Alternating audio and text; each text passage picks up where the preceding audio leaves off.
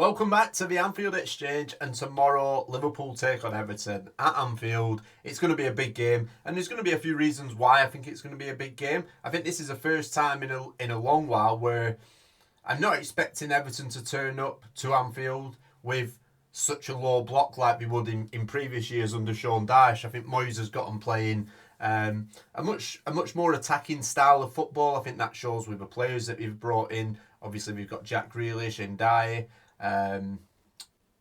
Dewsbury Hall as well, I think is a good player. And then obviously solid defensively. So yeah, it's going to be a little bit of an indifferent game from what we're used to when we take on Everton. But I do think they will still be defensively sound. We've got those types of defenders in James Tarkowski, Jack O'Brien, James O'Brien, one of them. Yeah, so there's a lot to expect in this game.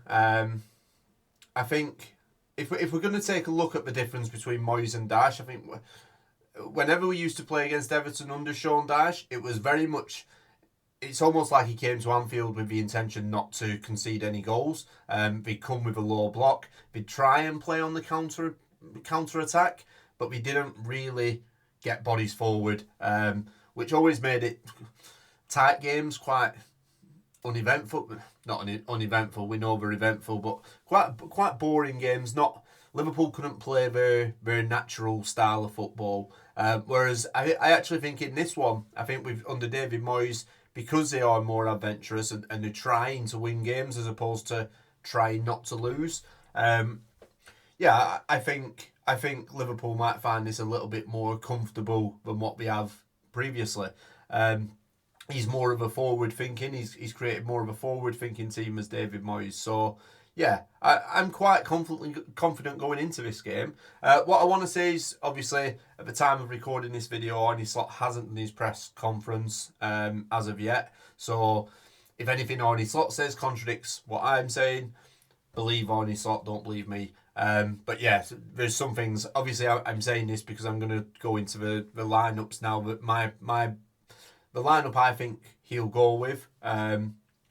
But obviously we might find out some new information when the press conference comes out. So in terms of the lineup, I think it's interesting with Liverpool because I think there's players that are guaranteed to start, and I think there's players positions that are up for contention really. I'm going to go through the ones that I think 100% will start, and I think that's Alisson, Konate, Van Dijk, Gravenberch, Wirtz, Gakpo and Salah. I think all those players are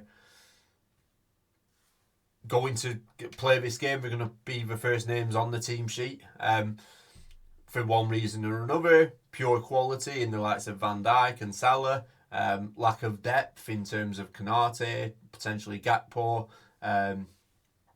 So yeah, those are the ones that are going to start. I think in terms, if we're looking at the players that are up for contention, I think the first position we've got to look at is the left back position. For me, I will be going Kirkes in this game. Obviously, Andy Robertson came in against Burnley. He played against Atletico Madrid. I thought he played very well in those games. Didn't give me any reason to not want him to play in this game. The only reason I think is this would be game number 3 in a week. He did play a lot of minutes against Burnley last weekend, so this will be game number 3 for Andy Robertson, and I'm not sure he's of an age where that's a possibility anymore. So purely reasons. They're the pure reasons why I would be going Kirkes in this game, just because he missed out midweek. He's had a week off. I do think he'll be up for a tough challenge with Ndiaye as well. But Kirkes obviously got a lot more pace than Andy Robertson. So yeah, for me it's going to be Milos Kirkes at the left back position. In right back, this is an interesting one. I think Frimpong did very well against Atletico Madrid. He looked very good defensively and offensively. I think when you play Frimpong, what it does, it would force Jack Grealish into be more defensively aware of Frimpong because of how attacking he is. So I think that's obviously a positive. I can see the argument for playing Conor Bradley as well. Okay, he came on as sub against Atletico Madrid and it wasn't his finer performance, but I thought he was brilliant against Burnley last weekend. So I'm torn here. I'd be happy with Frimpong. I'd be happy with Conor Bradley. What you have to look at as well is potentially now there's a third option at centre back in Dominic Szoboszlai. I think the one thing I will say, Szoboszlai will be on the football pitch in one position or another. I think it depends what you're going to do in midfield as to where you play Dominic Szoboszlai. I actually think McAllister looks like he's still not at it yet, and he struggled a little bit. So I think Szoboszlai will be in midfield. So in terms of the right back positions, I think you're looking at either Frimpong or Bradley. Like I say, I'm happy with either of them. I just think Bradley's had a week off. Frimpong hasn't. So for me, I'm going to go Conor Bradley. Purely, again, same reasons for Kirkes and Robertson, just because he's had more time off and he should be fresher. As we just touched upon there, obviously there's one midfield position available, and like I say, McAllister, I don't know what it is with McAllister. He's not been at the races this season. Obviously, I think it's related to fitness. But for me, Szoboszlai has been one of our best players this season, and you have to have his name on the team sheet somewhere on that pitch, and it makes sense to me to play him alongside Gravenberch. We did that against Burnley. I thought we did very well.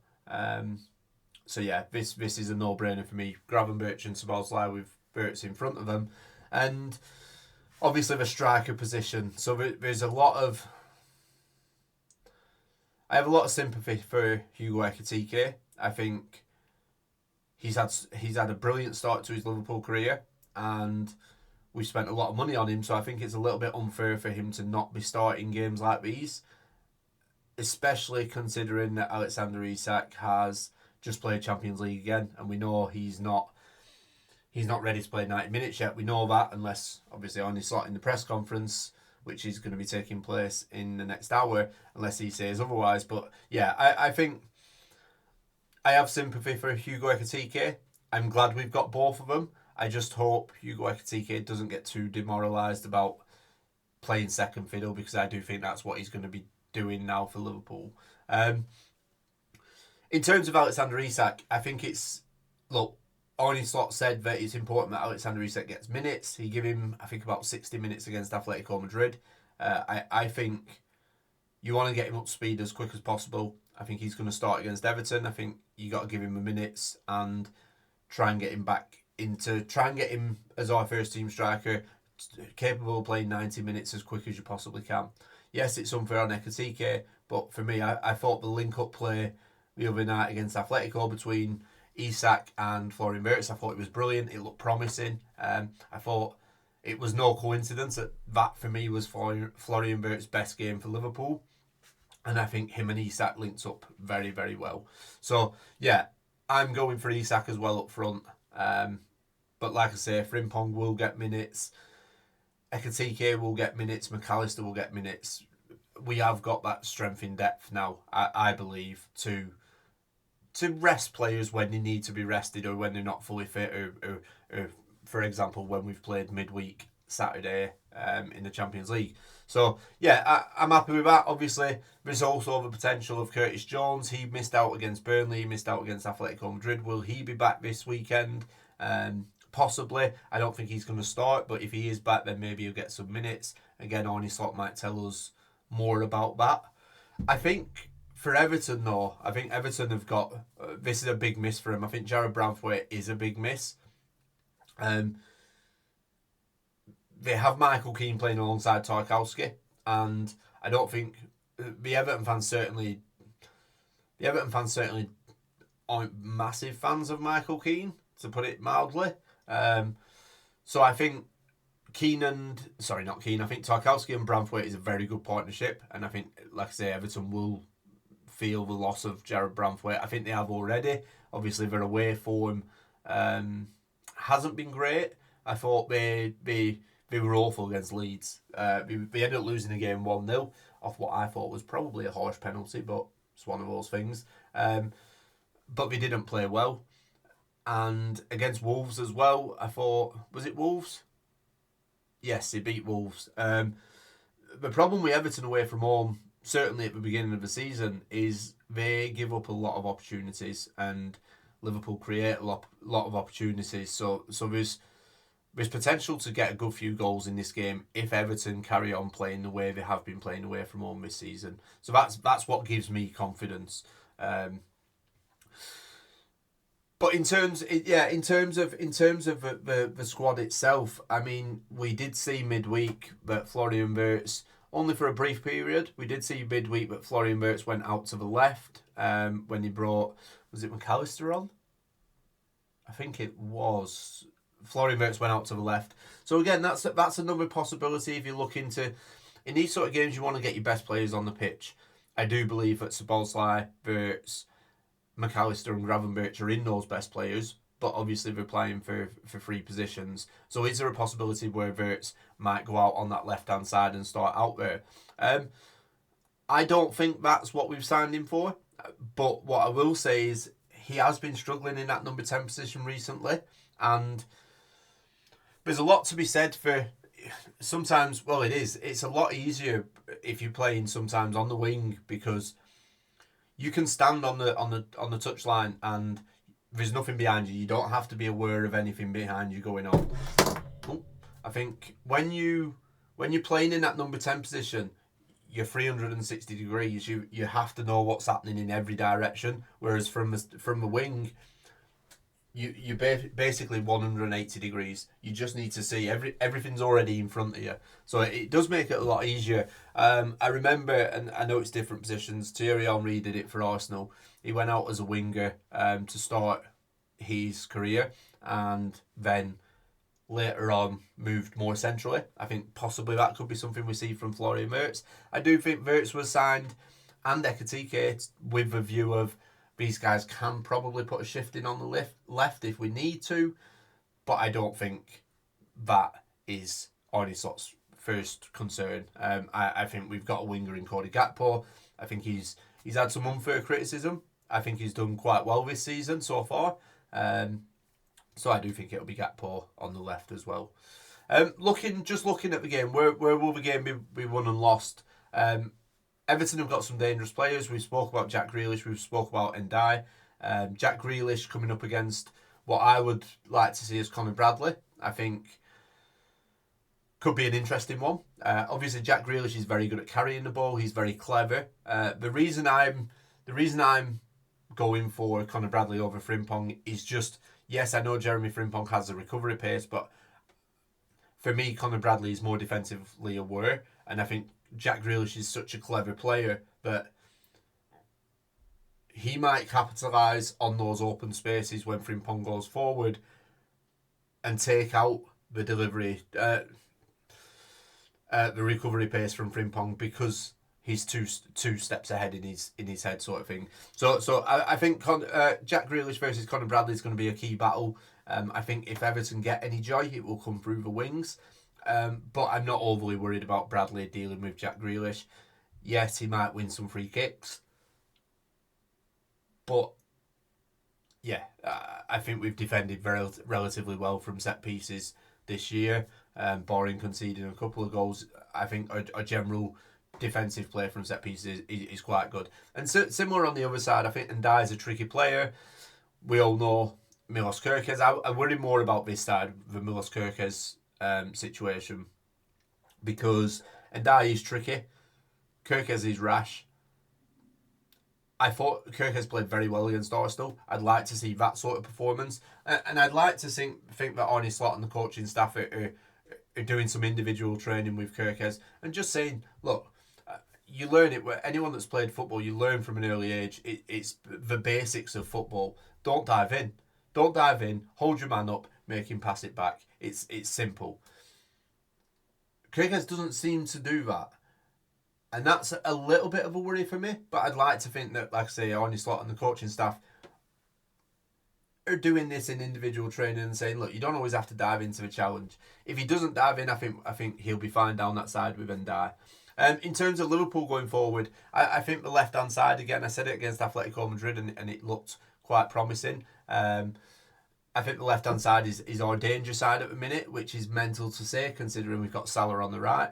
But I think there's reasons for that. I think Cody Gakpo he's a good player. You're going to get a 7 out of 10 every time from Cody Gakpo. But I think where the danger lies is the ability for Wirtz, Ekitike, Isak. All those players drift left. Gravenberch behind them coming forward. Kirkes advancing forward. I think the left-hand side is very attack-heavy. Despite it looking balanced on paper, you see it in games, certainly in the first half against Atletico Madrid. Wirtz and Isak, I thought, linked up brilliantly, and it all came in that left-hand sort of pocket position. So that left-hand side, I think, is going to be dangerous for us. Jack O'Brien, or James O'Brien, I can't remember his name. I think it's Jack. I think he might have a torrid time today. And obviously Michael Keane plays on the right-hand side of that centre-back. So I would be pinning that as the area to target, because that's where our best players are, and it's where I don't want to say worst players, because O'Brien is quite a good player, but I think that's where we can probably get most joy in those positions. And I think it's going to come down to who defends well as well, because obviously Liverpool conceded some goals earlier in the season, and we've shown it again against Atletico Madrid. We took a 2-0 lead, and then we sort of switched off and they got back into it.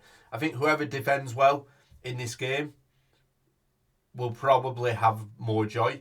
Everton are very good defensively. I just think this might be a level up for David Moyes defensively sound. A level up on what David Moyes is perceived to be good at defensively, if that makes sense. I actually think Liverpool will get a clean sheet today. I think we'll deal with the threats of Everton quite well, but I think what we will find is it won't be as compact. It won't be us trying to break Everton down. I think we'll get more joy in the midfield. I think we'll see more of Florian Wirtz. I think he could be a danger man picking up those pockets. I say this every week, and he doesn't show me, but I thought, like I say, Atletico Madrid was his best performance. I think this could be the next step to, right, look what I can do in the Premier League. Again, I say it on every video, I'm just hoping it comes. I think this could be the game. But again, I'll probably be proven wrong. In terms of a prediction, like I say, I do think it will be quite comfortable for Liverpool. More comfortable than previous years. I go back to obviously the last time Liverpool played Everton at Anfield. It was tight, and it was only separated by a goal from the late Diogo Jota. I think I'm going to go big on this one. I think Liverpool are going to win 3-0. I think it's going to be 3-0 to Liverpool. I think we'll get plenty of joy. I think we'll defend well. And I think we're going to see a not a debut, but an Anfield debut. It's not even an Anfield debut. A Premier League debut, get a goal from Alexander Isak. Similar to what we saw with Virgil van Dijk when he signed for the club as well. I think we're going to see Isak starting. I think we're going to see Isak scoring. And I think we're all going to go home happy. Get in the comments. Let me know what score you think it's going to be. Let me know if you think Isak's going to score. Let me know who you think is going to score. How we're going to get on. I'll see you on the next one.